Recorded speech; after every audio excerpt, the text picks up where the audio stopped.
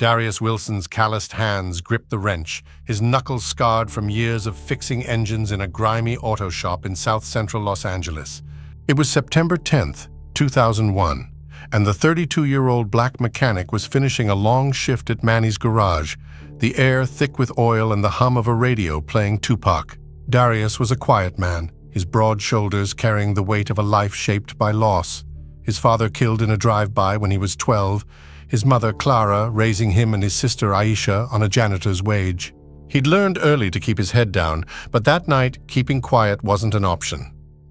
Manny's garage sat on the edge of a neighborhood where tensions simmered. South Central was mostly black and Latino, but gentrification was creeping in, bringing white faces and their prejudices.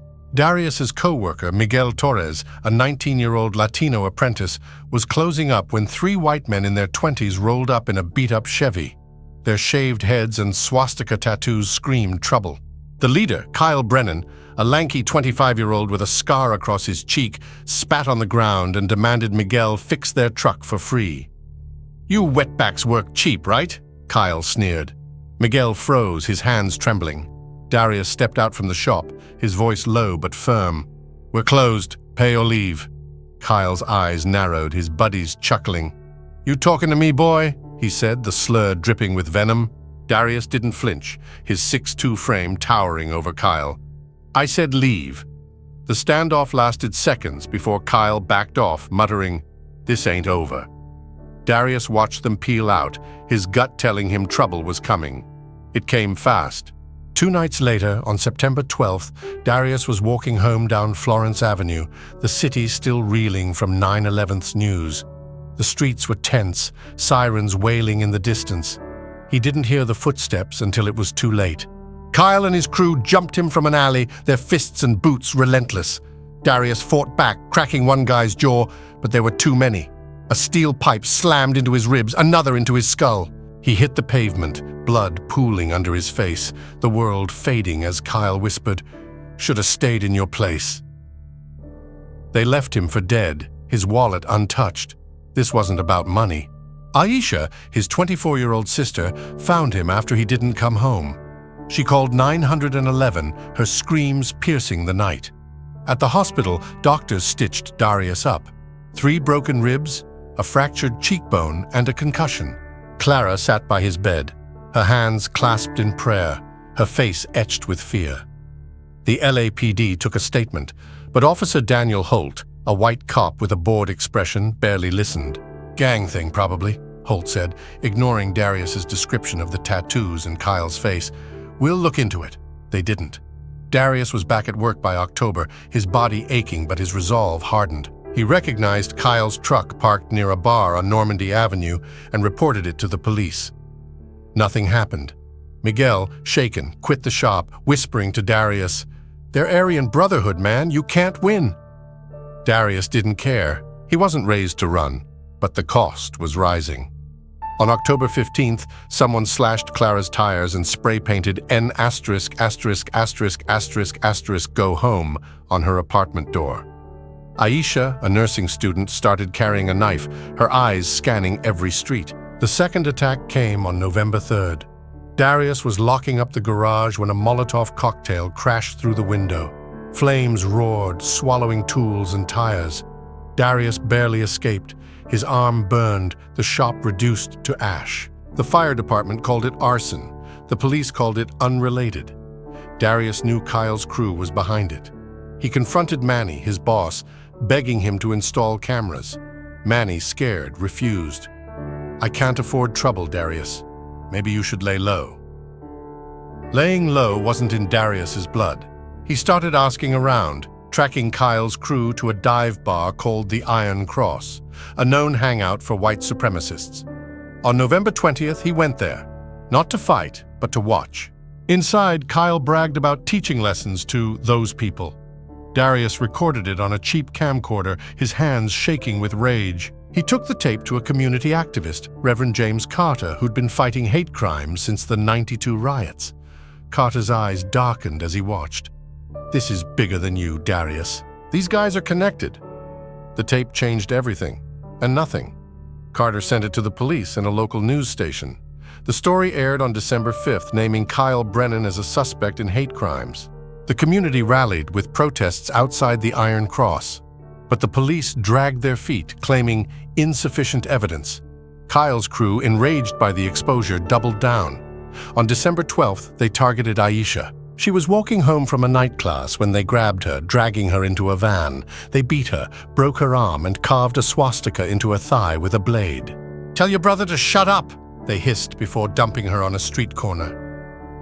Aisha survived, but her spirit didn't. She stopped going to school, her once bright eyes vacant. Clara moved them to a new apartment, but the fear followed. Darius blamed himself, his nights haunted by Aisha's screams. Reverend Carter urged him to go public, to testify at a city council meeting on January 10, 2002. Darius agreed, his voice raw as he told the council about the attacks, the tape, the police's inaction. The room was packed, mostly black and Latino faces, their applause drowned out by a few white hecklers shouting slurs. The testimony was a spark. Protests grew, with hundreds marching through South Central demanding justice. But Kyle's crew wasn't done. On January 25th, they firebombed Clara's new apartment. Clara was home, asleep. The flames trapped her, smoke filling her lungs. Darius, working late, got the call from a neighbor. He raced to the scene, but it was too late. Clara, 56, was gone, her body pulled from the rubble. Darius broke. He stood in the ashes of his mother's home, Aisha sobbing beside him, and vowed revenge. Reverend Carter tried to stop him, preaching peace, but Darius was past that. He tracked Kyle to the Iron Cross on February 3rd. Armed with a tire iron, he waited in the alley. When Kyle stumbled out, drunk, Darius swung. The first hit broke Kyle's nose, the second his jaw. Darius didn't stop until Kyle was a heap, barely breathing. He didn't kill him. He wanted to. But Aisha's face flashed in his mind.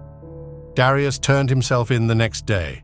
The police, suddenly efficient, charged him with aggravated assault. Kyle, hospitalized, played the victim, his Aryan Brotherhood ties buried by a system that didn't care. Darius's trial was swift. On March 15, 2002, he was sentenced to 5 years. The judge called him a danger to society. The irony burned. In prison, Darius found purpose. He joined a program for at-risk youth, sharing his story, warning them about hate's cycle.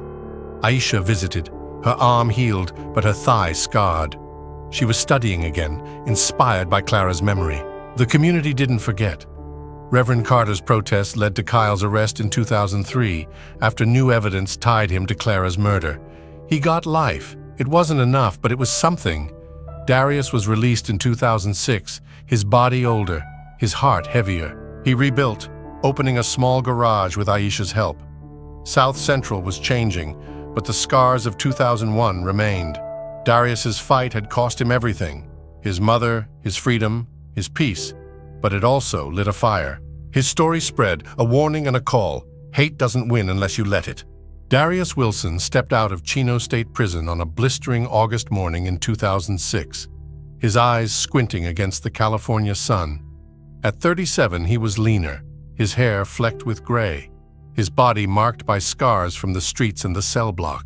5 years behind bars for beating Kyle Brennan to a pulp had hardened him, but the fire in his chest still burned. South Central Los Angeles waited, its streets as unforgiving as ever. Aisha, now 29, picked him up in a beat-up Honda, her smile tight but real. "You're home, Darius," she said, her voice soft. But home was a battlefield, and Darius knew the war wasn't over. Aisha had changed. The swastika carved into her thigh in 2001 was hidden under jeans, but her eyes carried the weight of that night. She'd finished nursing school, working at a clinic in Watts, and helped organize with Reverend James Carter's group, now called South Central Rising. Their mother, Clara, was gone, burned alive in 2002 by Kyle's Aryan Brotherhood crew, and her absence haunted them. Darius moved into Aisha's small apartment on 76th Street, the walls thin, the air heavy with memory. He wanted a fresh start, to rebuild the garage he'd opened before prison, but the past had claws. South Central in 2006 was a powder keg. Gentrification pushed Black and Latino families out, while police brutality and hate crimes spiked. Kyle Brennan was serving life for Clara's murder, but his crew, led by his cousin, Derek Brennan, a 30-year-old with a shaved head and a rap sheet, kept the Aryan Brotherhood's flag flying. Darius heard whispers at the barber shop.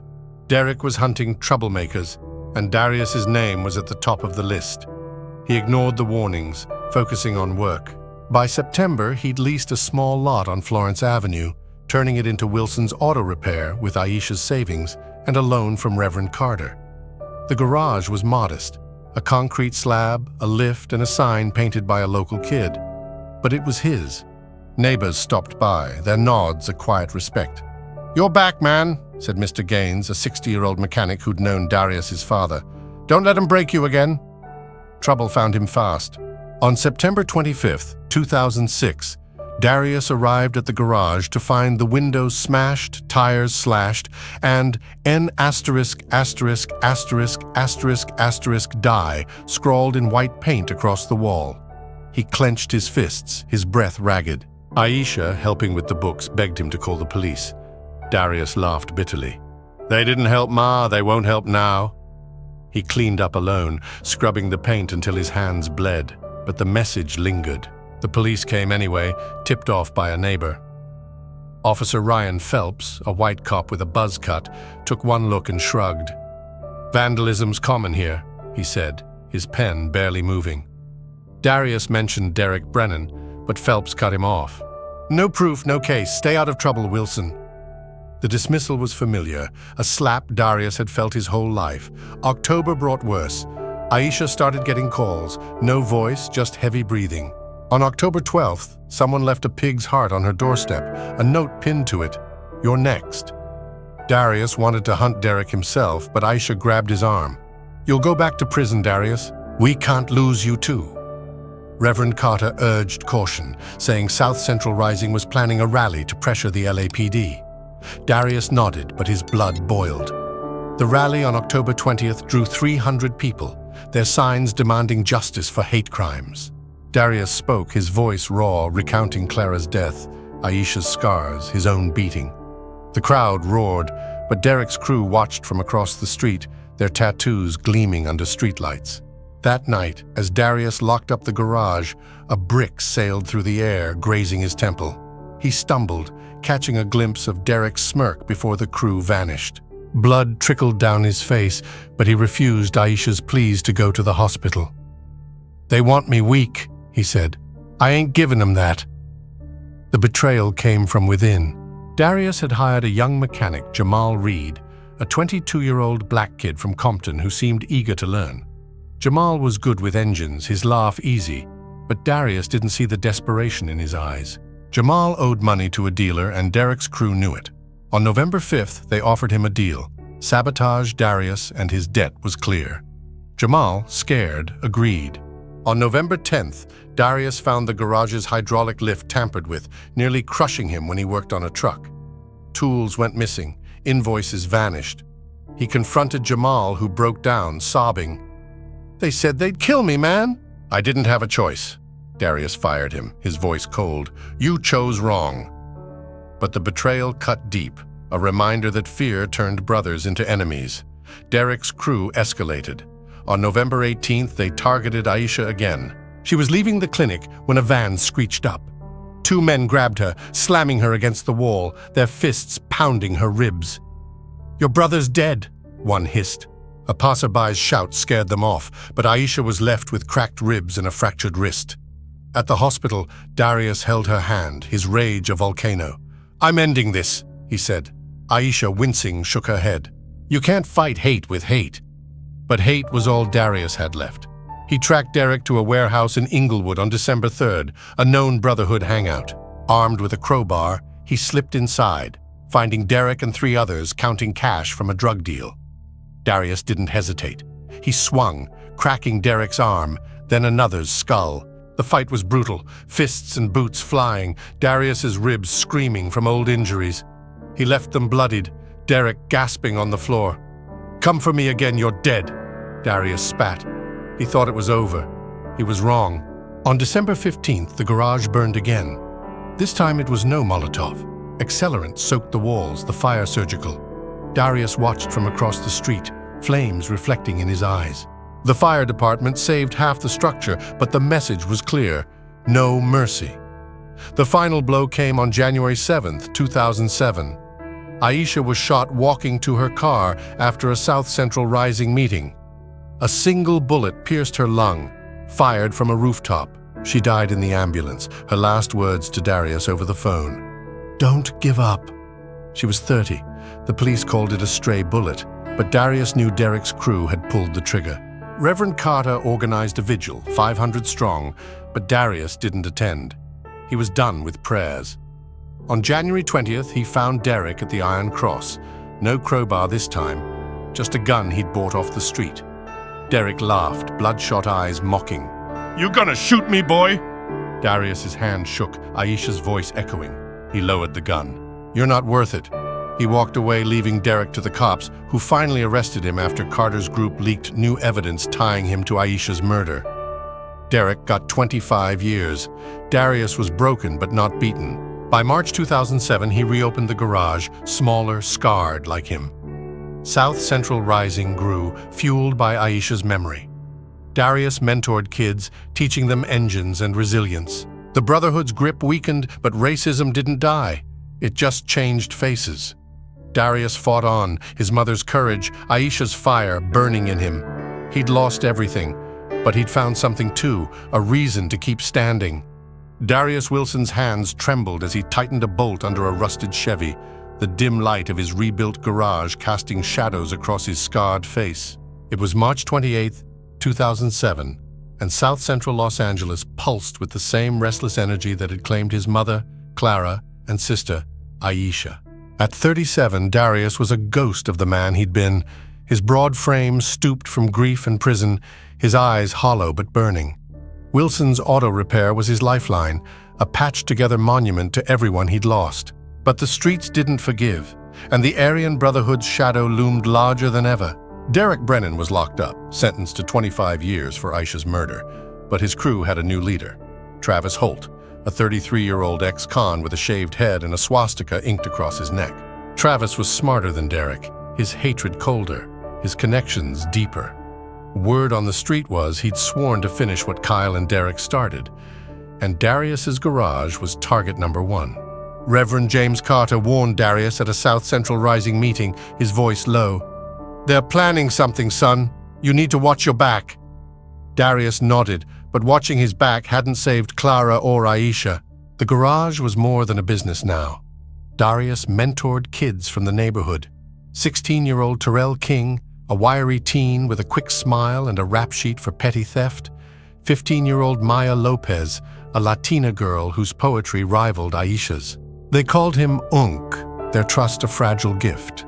South Central Rising had grown, with protests and voter drives pushing back against police brutality and hate crimes, but not everyone was on board. Some in the community, tired of the violence, scared of retaliation, whispered that Darius was cursed, that his fight brought more pain than progress. Trouble hit on April 10, 2007. Darius found a pig's head nailed to the garage door, its eyes glassy, a note stuffed in its mouth. "Your time's up." Terrell, sweeping the lot, froze, his hands shaking. Darius burned the note, his jaw tight. "Keep working, T," he said, but his voice betrayed his fear. He reported it to the LAPD, but Officer Ryan Phelps, the same cop who dismissed the last vandalism, smirked. "You sure you ain't making enemies, Wilson?" Darius stared him down, noticing a tattoo peeking from Phelps's sleeve, too close to the Brotherhood's ink for comfort. The attacks escalated. On April 25th, someone cut the garage's power lines, plunging it into darkness during a busy day. Customers left, spooked. Darius borrowed money to fix it, but the hits kept coming. On May 3rd, a brick smashed through the office window, narrowly missing Maya, who was writing at the desk. She screamed, glass in her hair, her notebook ruined. Darius pulled her close, his heart pounding. "You're okay, kid," he lied. He sent her home, but Maya's mother, Rosa, called later, furious. "You're putting my girl in danger, Darius. Stay away from her." The community was splitting. At a South Central Rising meeting on May 15th, a shop owner named Marcus Green stood up, his voice sharp. "We're tired of this, Darius. Your war's killing us. Let the police handle it." the room murmured, some nodding. Reverend Carter tried to calm them, but Darius felt the sting. He'd lost his family for this fight, and now his own people were turning. Terrell, loyal but scared, stuck by him. "They're wrong, Unc. We gotta keep going." Darius forced a nod, but doubt gnawed at him. Travis Holt struck on June 7th. Darius was fixing a car late when 4 men rushed the garage, their faces masked, bats and pipes in hand. They didn't speak. They didn't need to. Darius grabbed a wrench, but the first swing cracked his shoulder, pain exploding. He fought, slamming one guy's head into a toolbox, but they overwhelmed him. Boots crushed his ribs, a pipe split his lip. They trashed the garage, smashing windows, spilling oil and spray painting dye black on the walls. Travis stepped forward, unmasked, his eyes cold. "You're done, Wilson." They left him spitting blood, the garage a wreck. Terrell found him, calling 911. The hospital stitched Darius up, 2 broken ribs, a dislocated shoulder, but the police, led by Phelps, did nothing. "No witnesses, no case," Phelps said, his smirk a blade.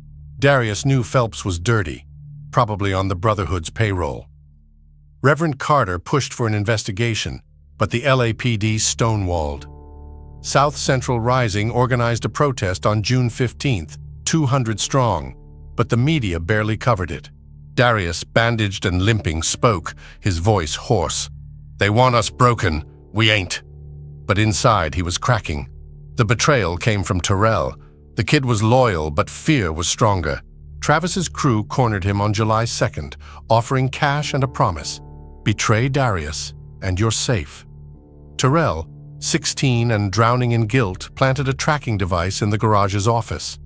On July 10th, Travis's men used it to ambush Darius at a supply run. They dragged him into a van, zip-tying his wrists. Travis leaned close, his breath sour. "You should have quit." They drove to a warehouse in Compton, where Darius was chained to a pipe. For hours they beat him, fists, a belt, a chain.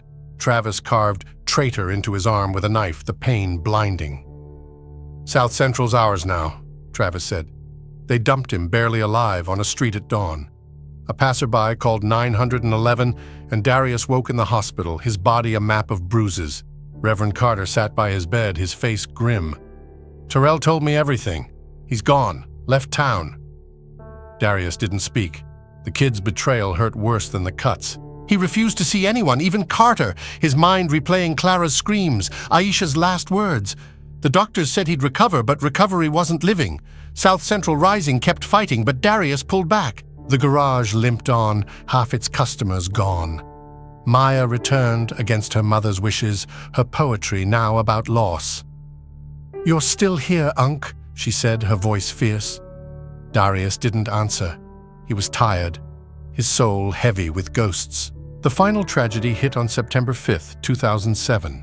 Reverend Carter was gunned down outside his church, 3 bullets to the chest. The police called it a robbery, but the community knew. Travis's crew, with Phelps's protection. Carter's death broke South Central Rising. Protests flared, but fear spread faster. Marcus Green and others stopped coming, their shops shuttered. Darius attended the funeral, 1,000 strong, his shoulder still in a sling. Maya read a poem, her voice shaking. Darius felt the weight. Carter, Clara, Aisha, all gone because he dared to fight. He couldn't run anymore. On September 20th, Darius made a plan. He'd end Travis, not with a gun, but with proof. He'd heard rumors of a Brotherhood drug ring, protected by Phelps. With Maya's help, her courage shaming his doubt, he planted a recorder in the garage, knowing Travis would return. On October 3rd, they did, smashing tools, taunting Darius. The recorder caught Travis bragging about Carter's murder, Phelps's payoffs, the drugs. Darius sent the tape to a journalist, Elena Ruiz, who'd covered Aisha's death. The story broke on October 15, 2007. The LA Times ran it front page, "Hate Crimes and Corruption in South Central." Phelps was suspended, Travis and 6 others arrested. The feds took over, charging them with racketeering and murder. Travis got life, Phelps 15 years. South Central exhaled, but the scars remained. Darius paid the ultimate price. On January 5, 2008, a lone Brotherhood straggler firebombed the garage one last time. Darius was inside, working late. The flames trapped him, smoke choking his lungs. He crawled to the door, Maya's poem in his pocket, but the fire was faster. He died at 38, his body pulled from the wreckage, South Central mourning another son. His death wasn't the end. Maya, now 16, took up the fight, her poetry a weapon. South Central Rising rebuilt, naming a youth center after Darius. The garage's lot became a mural, his face alongside Clara's, Aisha's, Carter's. Hate hadn't won, but it had taken everything. Darius's story lived, a scream against silence, a call to rise. If Darius's sacrifice burned into you, if it demands you act, subscribe to our channel and hit that bell icon. We're here to tell the stories that scar, to honor those who fall fighting. Share this with someone who needs to hear it, and let's make their truth echo. See you in the next one.